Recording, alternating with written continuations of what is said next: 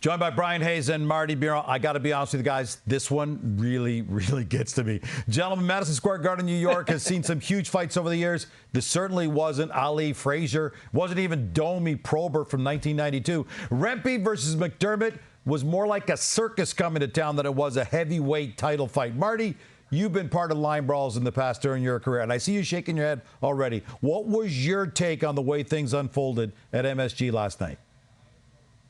I loved it. Listen, this is a team game, right? And one of your teammate got hit in the head with an elbow the last game. That was Siegenthaler.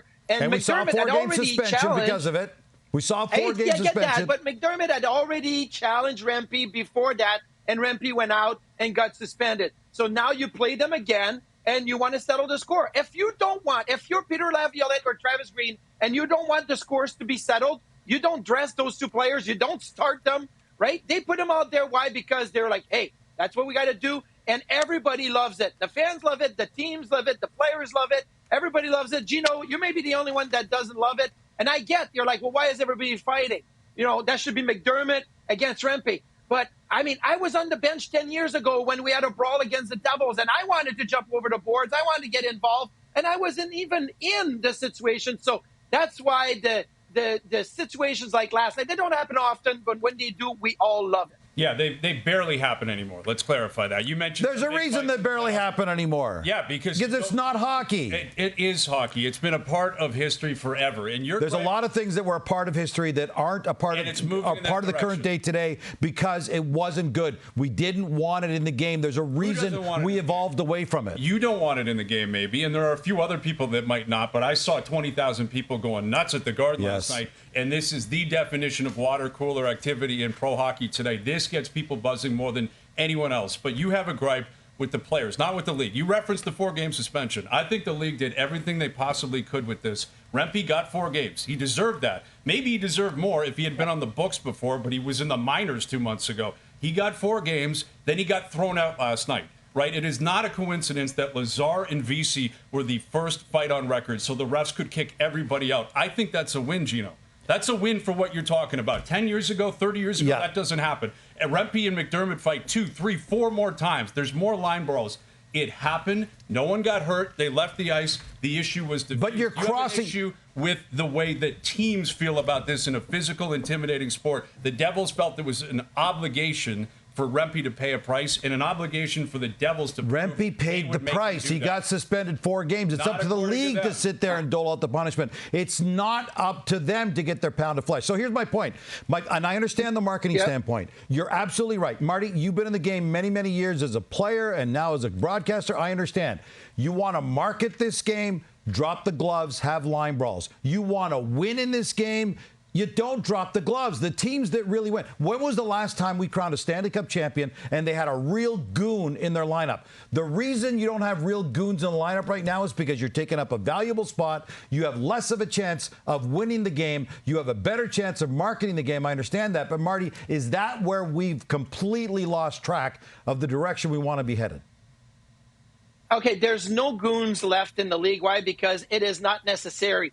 The league is going to police situation like the elbow from Rempe to Siegenthaler. Or anyway, but this is not for me about gooning it up. It's more about how's your makeup as a team. I can tell you, Gino, there is not one team that's ever won the Stanley Cup that did not stick for one another. And that you could be in a situation like last night. Marty, come on, you played the game. You can, but it also, if it presents itself, you have to respond. Look, the Devils are fighting for their playoff lives, right? And they decided to start the game like that. Why? Because they wanted to respond. One of their good player, one of their brothers in the locker room got elbowed in the face, and you have to respond. Despite the fact that, look, we're fighting for our playoff lives, and now you got 4 guys that get ejected. 4. You're shorthanded without 4 of your players that maybe you would want on the ice in a game that you need to win. And you had the lead, and you end up losing. So that's even more important. But I think that if you look at the history of the league, there has been rules in place so that you don't have line brawls. There has been evolution so that you don't need the goons and the tough guys that play 2 shifts. That doesn't need to happen anymore. But sometimes it will. And one of those events was last night. Now, my biggest problem, and listen, Brian, you may want to also comment on that, is that why was Trouba and Miller fighting? Like, don't you know the rules that if you are the second fight, and it was 5 or 6 seconds after the fact, you're going to get kicked out of the game. Like we had in Minnesota the other day, the guys didn't know that if you pull your goalie in overtime, you're losing that extra point if you get an empty net goal. So I wonder if guys know the rules, because why are these guys even fighting? Like that was a little bit of a question mark. Why is Miller and Trouba fighting after the fact? That's on Laviolette to make sure those guys aren't out there. But again, the league has policed this the most that they possibly can. But this is not going to change anytime soon when you consider this is a physical sport where intimidation matters. You may downplay a Gino. You can intimidate by making hits. No, you can intimidate by going to the corners of the guy. You can intimidate by knocking him off the puck. You don't have to use your fist to intimidate. Again, over 100 years in the game, the players have proven that they feel they have to. This has been brewing for multiple games. Don't forget, he knocked out Bastian the first time. The last time MacDermid wanted to fight him, he chose not to. And not only did Rempe not fight him, he threw a chicken wing and then taunted on the way off the ice. Wave, He put himself in that position. Again, he didn't get jumped. He didn't get hit from behind. But this is a physical sport where you can't skate out of bounds and you're skating around with a weapon in your hand. It's incredibly emotional, and toughness matters. Intimidation matters in this sport, and it's a two-way street. The Devils believed Rempe had to pay a price, regardless of what the league did. They suspended him, then they threw him out. They felt he had to pay a price. But I think more importantly, and I'll bet you, Marty, you would agree with this, the Devils felt self-reflecting. They had to prove to themselves within the room they are going to get some sort of retribution. That's what it was about. It was about the Devils proving to themselves they will stick up for each other. But here's what I'll say. And it's not like there was, and guys, listen, it's not like there was any instigator. Like, it's not like MacDermid went after Rempe and jumped him, or anybody else happened like that. Like, if you're the league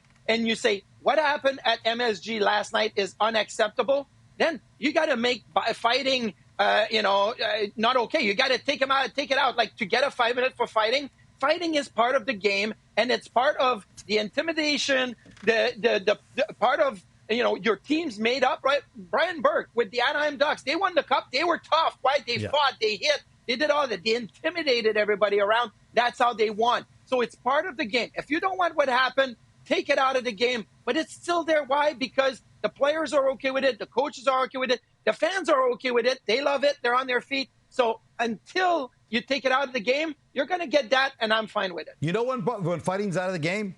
In the playoffs, when it really matters, when it matters the most, all of a sudden everybody decides we can't fight anymore because we can't afford to lose bodies during this game. If it really matters the most during playoff time, why should it not matter during the regular season as well? We have to decide. Are we trying to market the game, or are we trying to win games? Because depending on how you answer that question, that'll go a long way in deciding how you feel about fighting in the game.